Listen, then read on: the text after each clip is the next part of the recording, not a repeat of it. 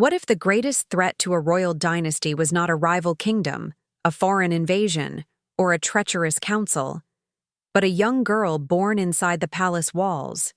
What if the true danger, the kind that terrified kings and reshaped entire kingdoms, came from their own bloodline? The history you learned in school never told you this, but medieval and ancient courts lived in constant fear of certain heiresses, women whose intelligence, influence, or lineage made them far too powerful to be allowed to exist freely. And when a royal woman was labeled dangerous, the methods used to control her were not just political decisions. They were acts of silent warfare hidden behind the golden curtains of the throne. Imagine a royal chamber late at night, the candles nearly melted, advisors whispering warnings about a princess whose claim could destabilize everything. In those meetings, the question was rarely, how do we protect her? It was almost always, how do we contain her? Because in the world of monarchies, a single heiress could ignite rebellions, provoke rival claims, or inspire powerful factions to challenge the throne. Words like succession crisis, dynastic instability, and bloodline threat were spoken with the same urgency as famine or war. These women became symbols of fear long before they became victims. Think about the paradox: a royal daughter born into privilege, yet treated like a weapon waiting to detonate. Some were isolated in towers under the guise of protection. Others were sent to distant convents where their presence could be hidden, their influence quietly erased. And a few, those considered truly dangerous, were handled in ways so extreme that later rulers tried to hide every trace of what had been done. Their stories survived only in fragments, in letters smuggled out by servants, in chronicles written by scholars who risked their lives, or in rumors whispered for generations until silence finally swallowed them. As you follow this narrative, ask yourself something unsettling. Why would a royal family fear one of their own? What secret power did these heiresses possess that made them more dangerous than foreign armies?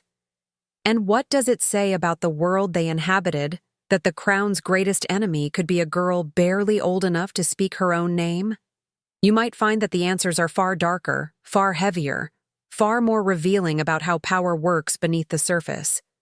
You already know that history is full of battles, treaties, and kings who shaped nations. What you seldom hear about are the royal women whose disappearance, imprisonment, or forced silence altered those same nations just as profoundly. Their absence is a shadow stretching across centuries, a reminder that the most important stories are often the ones deliberately erased. You may even start to see how the patterns of control used against them expose the true, hidden machinery of monarchy, where loyalty meant nothing, bloodline meant everything, and the greatest sins were committed in silence. And before we move forward, let me ask you something essential. Have you ever wondered how many stories like this were buried simply because they were too inconvenient, too revealing, too dangerous for future rulers to allow?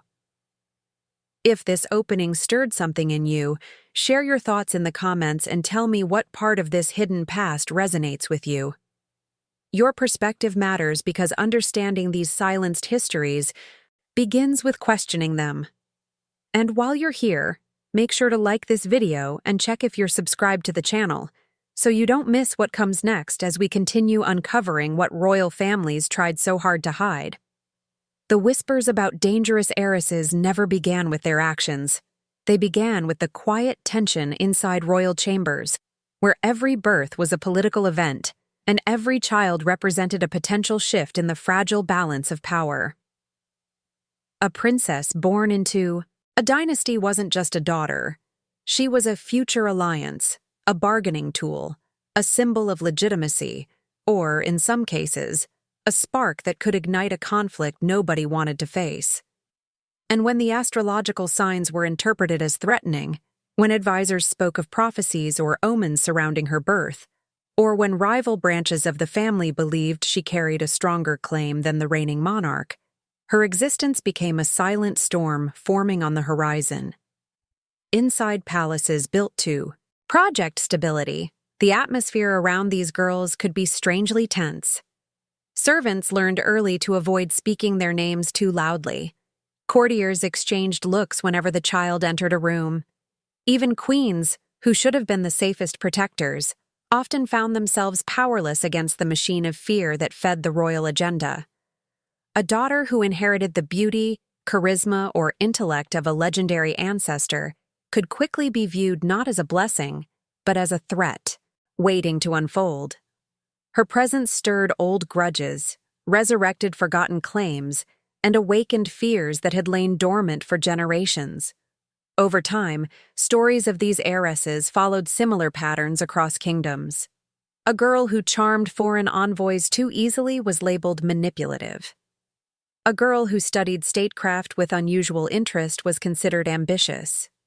A girl who attracted admiration from soldiers or nobles was judged dangerously influential. None of this was her fault.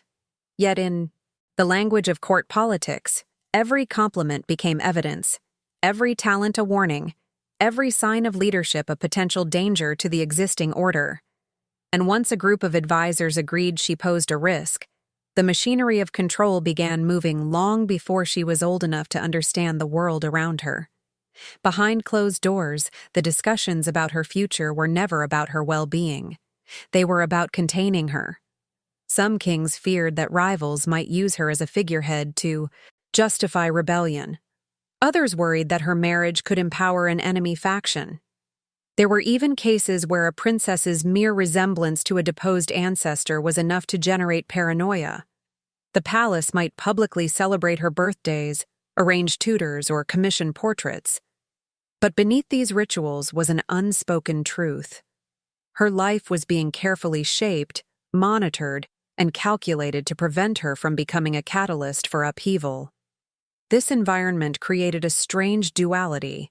For the heiress herself, she grew up surrounded by luxury, yet deprived of genuine freedom. She could wear jewels worth more than a fortress, yet be forbidden from choosing where she walked in the gardens. Every gesture she made was interpreted through the filter of political tension. A glance at a visiting noble could be twisted into a rumor of alliance. A question asked during a political meeting could be treated as a sign of ambition. Even moments of innocence became fuel for speculation. The tragedy is that many of these young women never intended to challenge the throne or disrupt the realm. Their influence existed only in the minds of those who saw patterns where none existed. But fear within royal courts rarely required truth to justify action. All it needed was possibility. And in the eyes of rulers desperate to protect their dynasty, possibility was enough to rewrite a girl's destiny before she ever knew she had one. As these forces gathered around her, shaping the path she would be forced to walk, the first cracks began to appear in the carefully constructed life she believed was her own, pushing her toward a fate she never chose, crafted by people who feared what she might someday become. The moment an heiress was labeled a potential threat, the palace shifted around her in ways she often couldn't immediately see. Control didn't begin dramatically. It started with subtle adjustments, quiet changes in her routine that seemed harmless at first. A new tutor assigned, a familiar servant suddenly reassigned, a schedule rearranged so she spent more time indoors than outside. The transformation was gradual enough that she might believe nothing of significance was happening. But for those watching her from the shadows of the royal council, every step was strategic. They were building a boundary around her life, a cage disguised as protection. One of the most common methods was surveillance, not the kind enforced by guards visibly posted outside her chamber, but something far more insidious. Her ladies-in-waiting were chosen not for their loyalty to her, but for their loyalty to the crown. They reported every word she said, every expression, every moment of curiosity that might suggest a mind too sharp for comfort. A conversation with a foreign diplomat could be twisted into evidence of manipulation. A kind gesture toward a visiting noble family could be interpreted as an attempt to gain influence. Even her silences were noted, analyzed, and recorded for future use. The walls of the palace were not stone. They were eyes and ears. For some, the isolation came disguised as privilege. A princess might be kept in a separate wing to ensure her comfort, surrounded by attendants who ensured she never spent a moment alone. She might be given extravagant gowns, jewels, private gardens, everything that symbolized luxury, while the real purpose was to keep her enclosed, observed, and prevented from forming meaningful alliances. A girl who could never be alone was a girl who could never whisper dangerous truths or hear them. She became a figure admired from a distance, but controlled at every turn. And when surveillance wasn't enough, manipulation filled the void. This could take many forms. The gentle persuasion of confining her social circle, the crafted narratives about dangerous factions supposedly looking to exploit her, or the constant reminders that obedience ensured safety.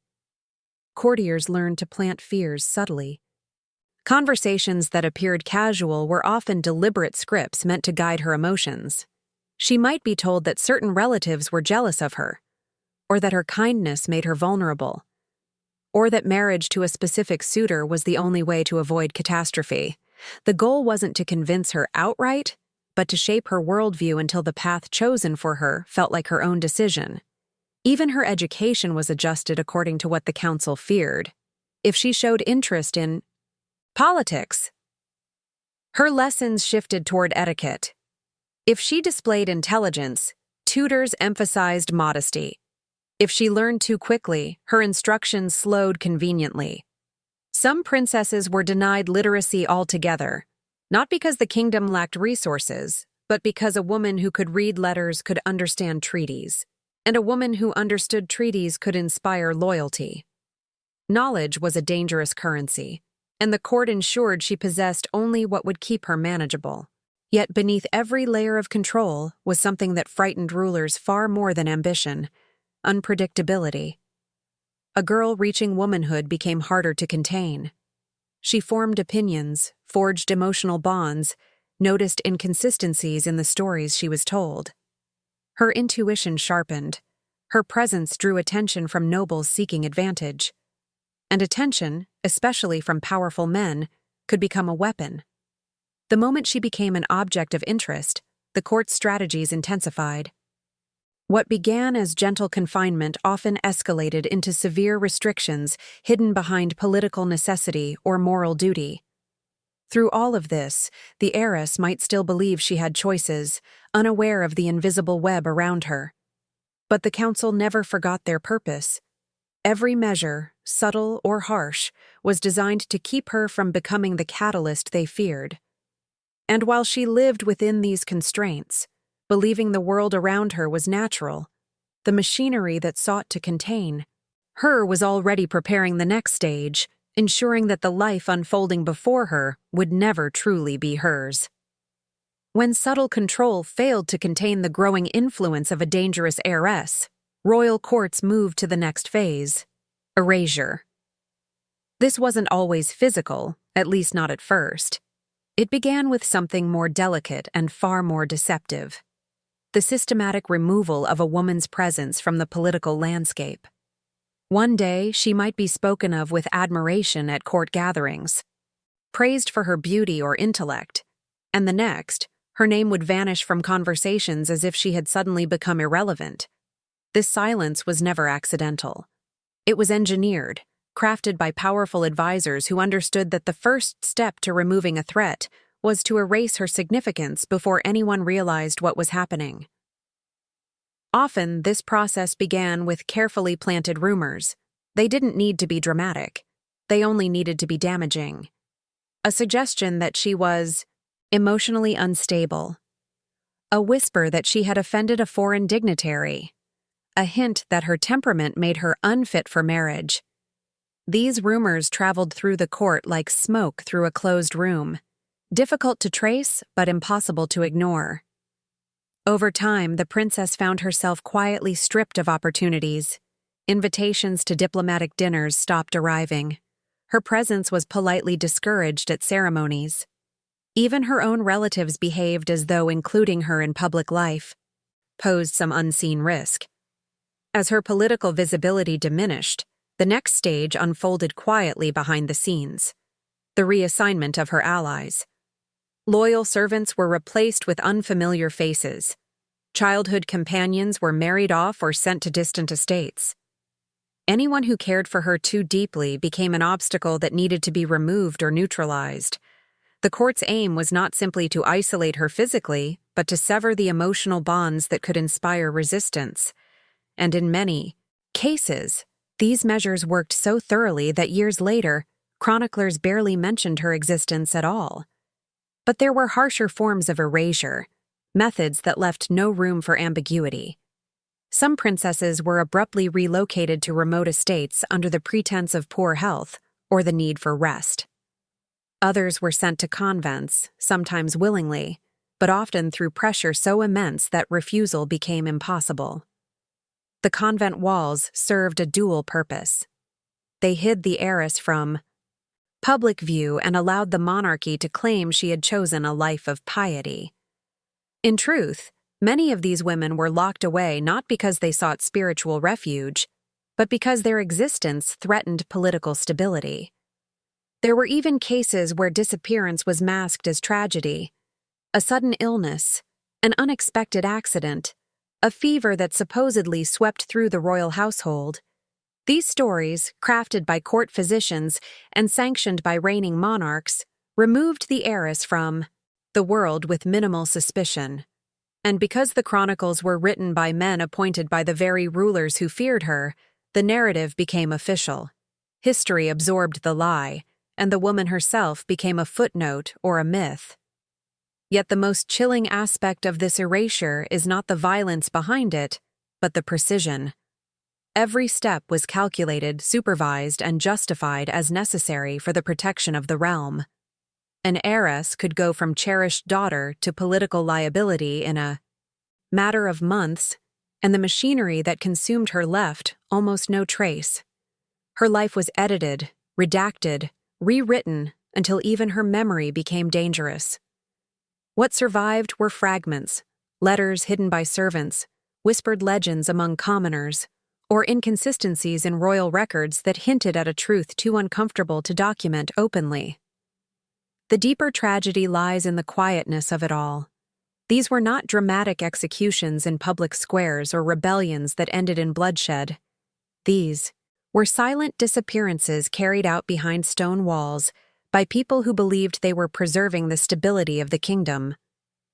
The heiress, once celebrated as a symbol of dynastic strength, faded into obscurity while the world moved on without her, unaware of the machinery that had swallowed her whole. If any part of this erasure strikes you or reminds you of similar forgotten figures in history, share your thoughts in the comments and tell me what these silences make you reflect on as we continue unfolding the truth hidden behind royal power. Once an heiress had been quietly erased from public life, the next stage unfolded not in the courtyards of the palace or the whispers of the court, but in the private chambers where superstition and politics merged into something far more dangerous. In royal societies where prophecy held as much weight as law, a single omen or poorly interpreted vision could seal a young woman's fate. It didn't matter whether she believed in such forces. What mattered was that others did. And once the rumor spread that destiny itself had marked her as a threat, the machinery around her grew sharper, more urgent, more willing to justify actions that had no rational foundation. In many kingdoms, the birth of a girl during an eclipse was enough to brand her with suspicion. Court astrologers, whose influence rose and fell with every prediction, often framed these events as warnings. A princess born under a shadowed sun might be described as someone who would overshadow her father's authority or bring division to the realm. Even mundane details, an unusual birthmark, a troubling dream recounted by her nurse, a strange coincidence during her childhood, could be interpreted as signs that she carried the potential to disrupt the dynasty. These interpretations took root quickly, especially in courts where rulers clung to superstition to mask their own insecurities. Prophecies themselves were tools of manipulation. Rival factions might sponsor astrologers to produce ominous predictions. Advisors who wanted her removed could twist ambiguous omens into dangerous certainties. And once these interpretations reached the ears of a monarch already struggling with paranoia, fear transformed into action. The princess might never know of the prophecy surrounding her life, but she would feel its consequences in every restriction imposed on her, every door closed in her face, every decision made on her behalf without explanation. Some rulers believed that removing her from court could prevent the prophecy from taking shape. They used this belief as justification for sending her to distant estates or isolated fortresses where her presence could not influence political events. Others treated the prophecy as a self-fulfilling danger, convincing themselves that the only way to protect the kingdom was to break her spirit, suppress her voice, or prevent her from forming alliances. In some cases, the fear became so overwhelming that even family members who once cherished her began viewing her through the lens of fate, forgetting the child they knew, and seeing instead the threat they were told she represented. There were moments when a princess sensed something intangible pressing against her life, a strange heaviness surrounding the simplest choices. She might overhear murmurs from servants about strange predictions made shortly after her birth. Or she might notice that older relatives treated her with uneasy politeness, as if afraid to stand too close. These subtle shifts created a quiet dread, an awareness that forces beyond her control were steering her destiny.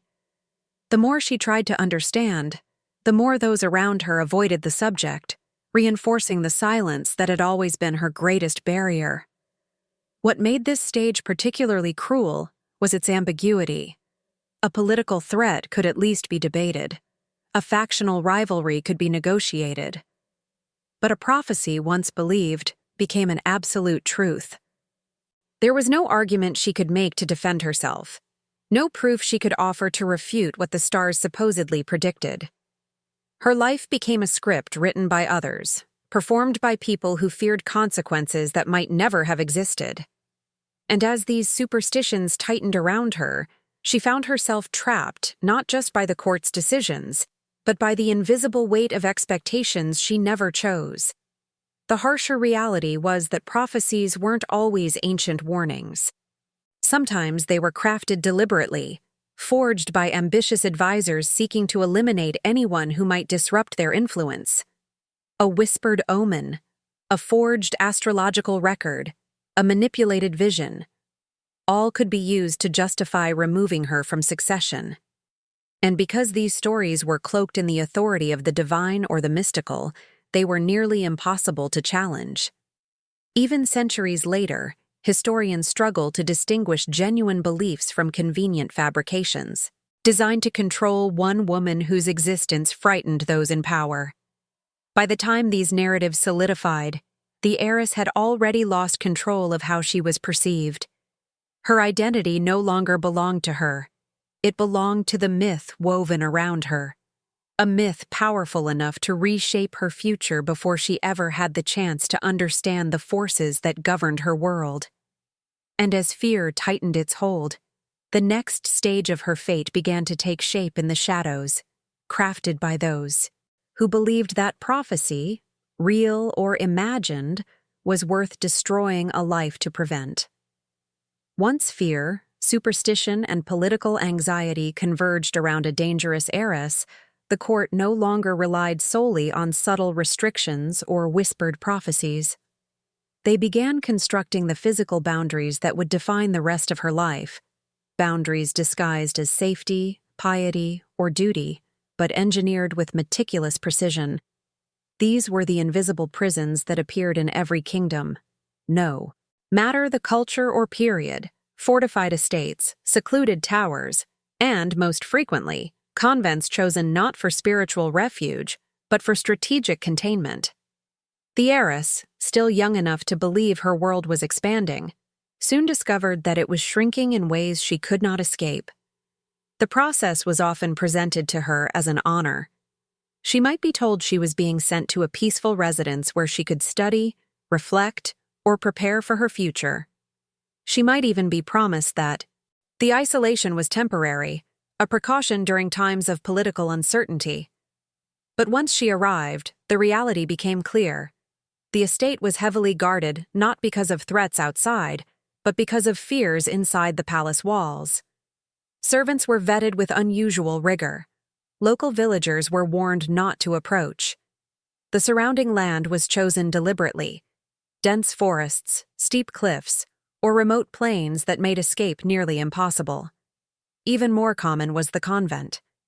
To the public, sending a princess to a religious institution reflected virtue and devotion. But behind closed doors, royal families used these sanctuaries as elegant prisons. Convents offered something no fortress could: silence, seclusion, and a moral justification for removing a politically dangerous woman from the world. Inside their walls, she was expected to follow routines that erased individuality: ritualized prayer, strict discipline, and endless hours of work intended to keep her mind occupied and her spirit subdued. Not all convents were equal. Some were luxurious, filled with women of noble birth, where the surroundings resembled a court in miniature. Others were harsh and unforgiving, run by abbesses who believed suffering served the soul. An heiress might be sent to either type depending on the severity of the threat she was believed to pose. In both cases, her life became defined by rules she never agreed to, enforced by women who often had little choice themselves. And even within these walls, her presence was monitored. Letters were censored. Visits were controlled. The slightest deviation in her behavior was reported back to the palace. In more extreme cases, the containment was hidden entirely.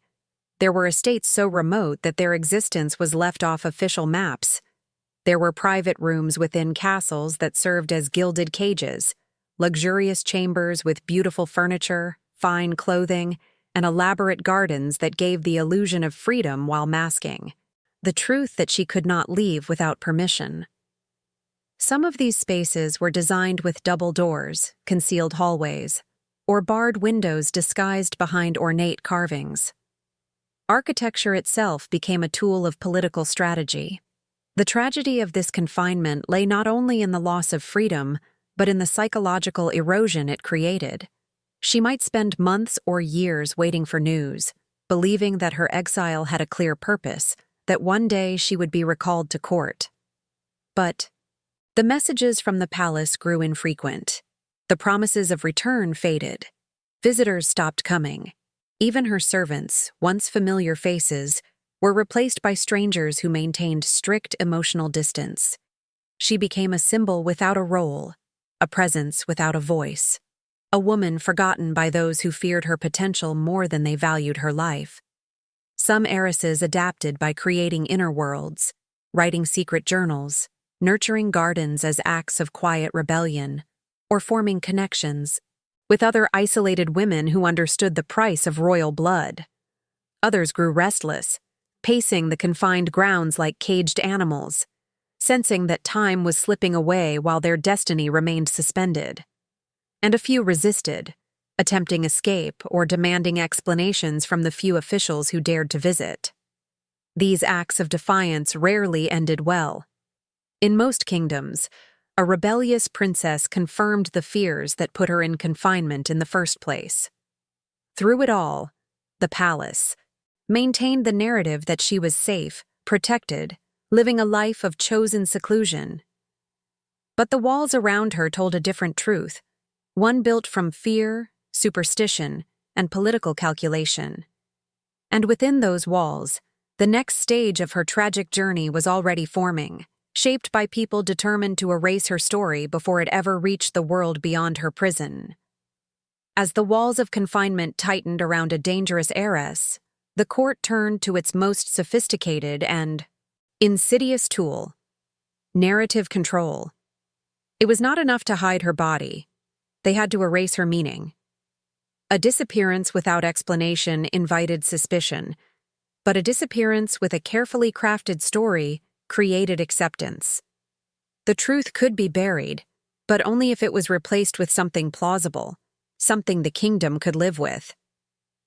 And so, the machinery of the royal archive, the scribes, the chroniclers, the court poets, and even the clergy, began shaping the version of events that would survive long after the woman herself had been silenced. This process rarely looked like censorship. It looked like omission. The scribes who recorded births, marriages, and royal ceremonies might begin leaving her name out of official lists. Her presence at events might be quietly removed from annual records. Portraits featuring her could be lost, while those implying a smaller, safer family line were prominently displayed. Even the simple act of copying documents, one scribe reproducing the work of another, created opportunities to adjust, correct, refine the narrative until she no longer appeared essential. A person erased from paper became easier to erase from memory. Then came the spoken stories, the subtle reshaping of her image among nobles and commoners alike. Ministers whispered that she preferred solitude, that she had chosen a life of prayer, that she was too delicate for the demands of court. These rumors served the crown perfectly. They explained her absence without inviting concern. And because royal households depended entirely on selective information, even those who suspected something darker had no evidence to question the official story. The silence surrounding her became a fog that obscured everything except what the monarchy permitted people to know. But when the court feared her too deeply to allow even rumors of independence or fragility, they turned to more aggressive narratives. Some heiresses were painted as unstable, prone to fits of melancholy or visions. Others were described as stubborn or uncooperative, their alleged temperaments used to justify their isolation. And in more extreme cases, the monarchy claimed that she had voluntarily taken vows, renouncing worldly life for spiritual devotion. This narrative was particularly effective because it aligned with ideals of piety and humility admired by the public. Few questioned whether she had ever truly spoken those vows freely. Within the palace, the rewriting of her identity served not only political ends, but emotional ones. It allowed rulers to frame their actions as necessary sacrifices, not acts of cruelty. A king could tell himself that removing his daughter from court protected the kingdom. Advisors could convince themselves that they were preserving stability, and courtiers who benefited from the new political landscape embraced the rewritten story because it preserved their own power. The machinery of narrative control worked best when everyone involved believed, or pretended to believe, that the official version was the truth. Outside the palace walls, the impact of these narratives lasted for generations. In villages and towns, the stories about the missing heiress shifted like folklore. Some believed she had died young. Others thought she had married a distant noble. A few whispered darker theories: poison, imprisonment, betrayal, but lacked any proof to confirm them. Over time, the details dissolved, leaving only fragments. Mention in a local legend, a strange line in a monk's chronicle, an empty tomb with no explanation. The truth lived only in shadows, preserved by those who had witnessed the silence and understood that the story being told was not the whole one. For the heiress herself, the worst part was knowing that even if she survived the confinement, the world outside no longer knew her. Her name, once spoken with ceremony and expectation, had become a dangerous memory. Letters she sent were intercepted or destroyed. Attempts to reach allies went unanswered because those allies had been told she no longer wished to communicate. Her identity was rewritten without her consent. Her life reduced to a manageable narrative that allowed the kingdom to forget her while pretending to honor her. And yet, fragments of truth always resisted complete erasure. A servant who refused to lie. A forgotten document hidden in an archive. a rumor that refused to die.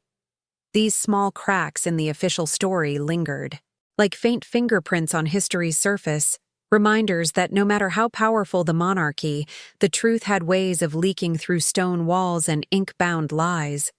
As the court tightened its grip on the narrative, believing they had perfected the art of silence, the stage was being set for the few rare heiresses who would one day escape that silence and challenge everything written about them.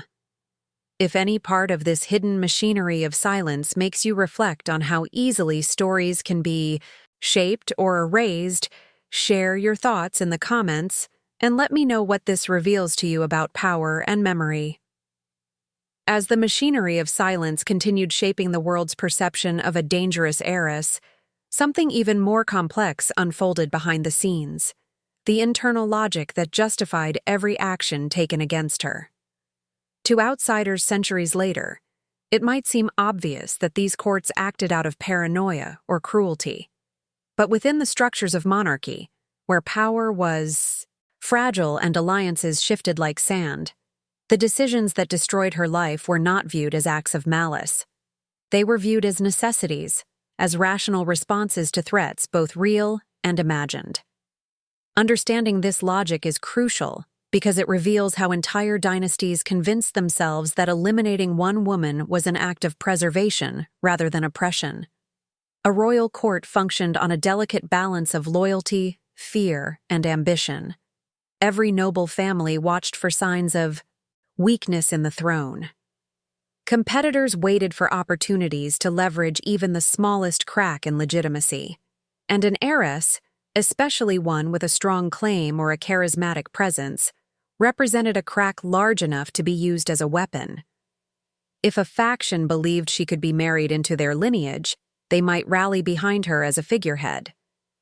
If a rival kingdom saw her as a political advantage, they might attempt to abduct or manipulate her.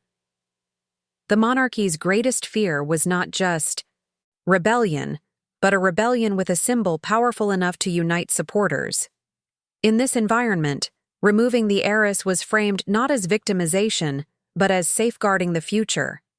Advisors used the language of protection, protecting her from kidnapping, from assassination attempts, from foreign entanglements. The king, already burdened by the pressure of maintaining stability, could easily be persuaded that isolation was an act of care. Even queens, who often empathized with the girl's plight, found themselves trapped by court politics. Their influence was limited, and challenging the council risked their own position. Many remained silent, torn between maternal instinct and the ruthless demands of monarchy. This logic extended to everyone who benefited from the new order. Courtiers gained status when rivals were removed. Nobles secured stronger positions when potential threats were neutralized. Even clergy, often complicit in rewriting the narrative, justified their participation by claiming they were preserving divine order. The idea that a single princess could destabilize an entire kingdom seemed absurd on the surface. Yet in a world where lineage determined power, the fear felt painfully real. And once fear entered the equation, it became easy to justify actions that might otherwise be unthinkable. What made this internal logic especially dangerous was its self-reinforcing nature. Every decision taken against her seemed to validate the next. Her isolation proved she was unpredictable. Her sadness proved she was unstable. Her attempts to communicate with allies proved she was manipulative. Her longing for freedom confirmed she could be exploited by rivals. Each interpretation, however distorted, fed into the narrative that she was a problem that needed to be solved. And because she was denied a voice in her own story, her silence was twisted into evidence of guilt or weakness, depending on what the court needed at the moment. Meanwhile, the heiress herself wrestled with shifting emotions: fear, confusion, anger, resignation. She began questioning everything she had been taught about loyalty and family. The people she believed were protectors became jailers. The walls she once viewed as symbols of royalty became barriers she could not cross. Some days she clung to hope, imagining that a change in leadership or a shift in alliances might bring her back into the world. Other days she felt the crushing weight of the crown's unspoken judgment, realizing that her fate had been sealed by people who believed their decisions were justified. Inside the palace, this logic also served a more practical purpose. It made the heiress easier to forget.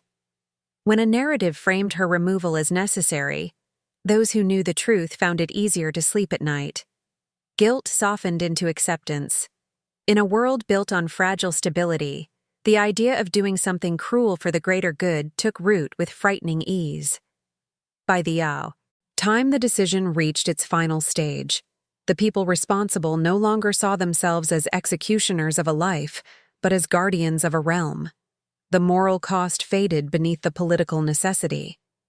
But even as they convinced themselves they were acting responsibly, small cracks in this logic began to appear. Moments of doubt whispered through the court.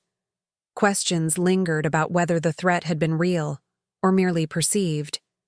And yet, by the time these doubts surfaced, the actions taken were irreversible. The heiress remained confined, her story shaped by others, her future shrinking with each passing season. In the shadows of cold corridors and moonlit chambers, her existence became the embodiment of a truth rulers rarely confronted. That power, when fueled by fear, could destroy not only those who threatened it, but those who embodied its most vulnerable beauty. In rare cases, the forces shaping an heiress's confinement underestimated one crucial element: resilience. Not every woman subjected to isolation, manipulation, and erasure surrendered quietly to the fate constructed for her. Some adjusted, some endured, but a small number found ways to push back against the machinery designed to break them. Their stories, though buried under centuries of altered chronicles and sanitized records, reveal a truth the courts sought desperately to hide: that even within the strictest prisons, a determined mind could find cracks in the walls built to contain it. For many of these women, survival began with observation. Once the initial shock of confinement faded, they learned to watch the rhythms of their limited world. When guards changed shifts, when certain corridors were less monitored, which attendants could be trusted, which visitors carried messages between the court and the outside world. The palace or convent intended to restrict them became a silent map they studied piece by piece, understanding that knowledge, even in small fragments, gave them an advantage the monarchy had not planned for. Awareness became resistance, a private rebellion no one could easily extinguish. Some heiresses found allies in unexpected places: a sympathetic nun who recognized an injustice and quietly allowed the princess to write letters; a servant who remembered the kindness she once showed and was willing to smuggle messages or information; a guard who believed the official story but grew uneasy as he witnessed her silent suffering. These alliances were dangerous for everyone involved, yet they formed naturally in environments where cruelty relied on secrecy. Each act of compassion, no matter how small, chipped away at the isolation imposed on her, giving her vital strands of connection to the world she had been cut off from. There were instances in which these relationships led to attempts to re-enter the political landscape. A letter smuggled to a distant relative might reignite old alliances. A rumor whispered among nobles could restore her name to conversations long after the court declared she had vanished willingly.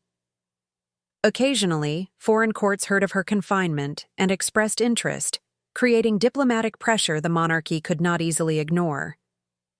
These external forces complicated the narrative crafted by her captors, forcing them to reconsider how much longer they could maintain the illusion of her absence.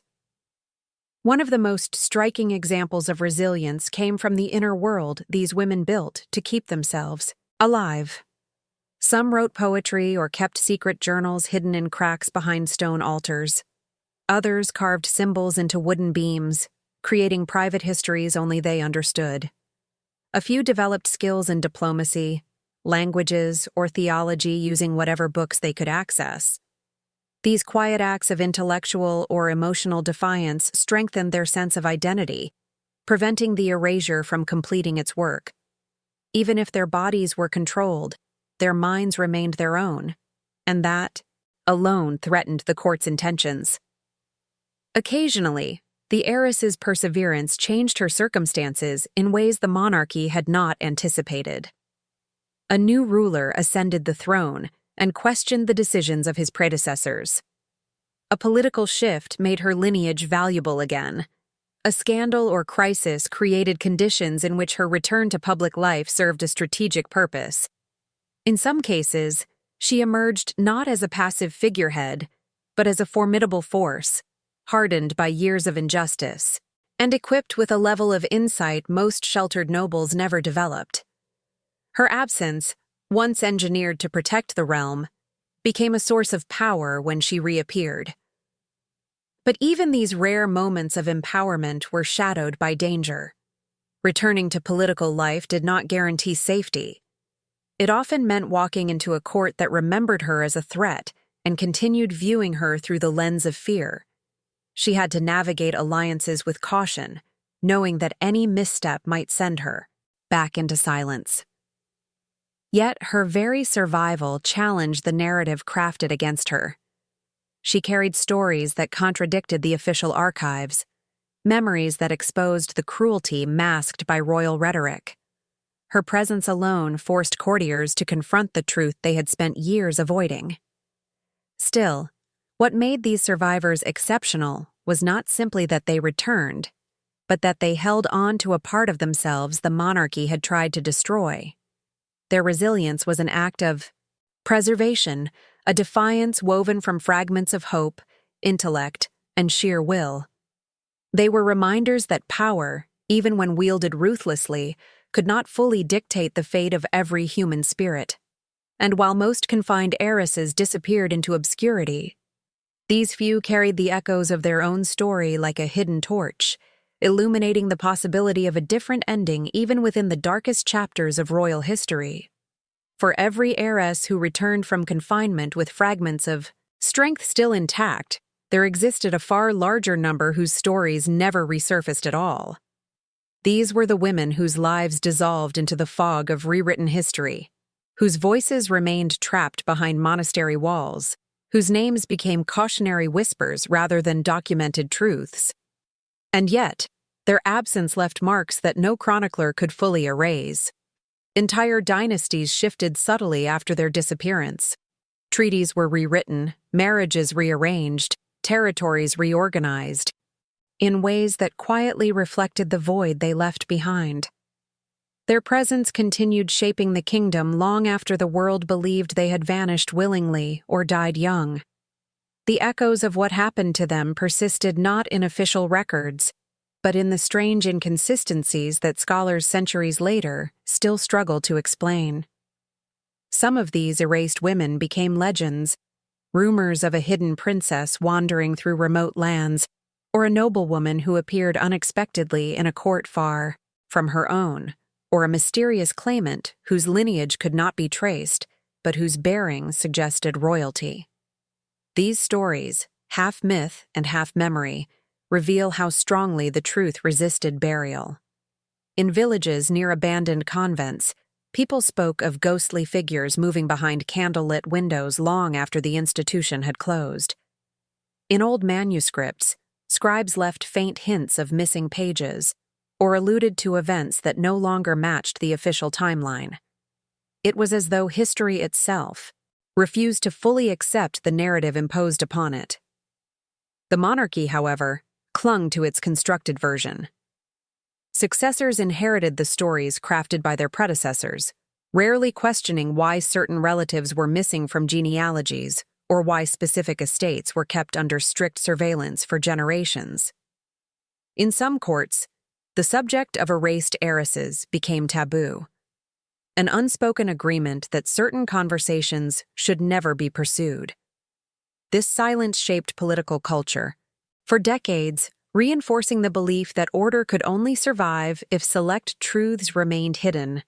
And even when new rulers attempted to modernize the kingdom, the old fear of destabilizing the dynasty lingered, encouraging them to maintain the very secrets they privately resented. Yet the most compelling legacy of these women lies not in their disappearance, but in what their absence reveals about the foundations of royal power. A monarchy willing to silence its own daughters exposed its deepest vulnerability, instability disguised as strength. The fear that drove kings to imprison or erase these heiresses revealed that power was never as secure as it appeared.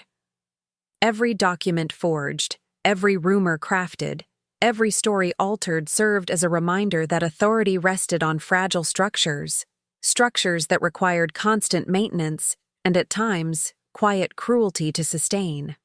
Centuries later, historians pieced together portions of these hidden lives through scattered letters, marginal notes, and accounts from foreign courts that preserved fragments of the truth.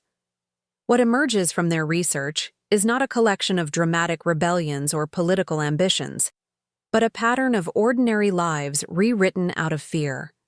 These women were daughters, sisters, and potential leaders, whose only crime was possessing the wrong combination of lineage, intelligence, or influence in a world that feared what they might become. Their stories challenge modern readers to recognize how easily power can distort reality, shaping memories, narratives, and even identities to protect itself. And as we reach this point in the journey, reflecting on everything these hidden figures endured, I want to invite you into this conversation. If you made it here, it means this story resonated with you in some way. And that kind of engagement is what keeps these forgotten histories alive. So before you go, take a moment to leave a comment with the phrase, "I am with you," until the end, so I know you walked through this entire story with me and felt the weight of what these women faced. And if this deep dive into the shadows of royal history brought you insight or stirred something in you, consider subscribing to the channel so you can continue exploring these hidden truths with me. A like on this video also helps more people discover these untold narratives and keeps this conversation alive.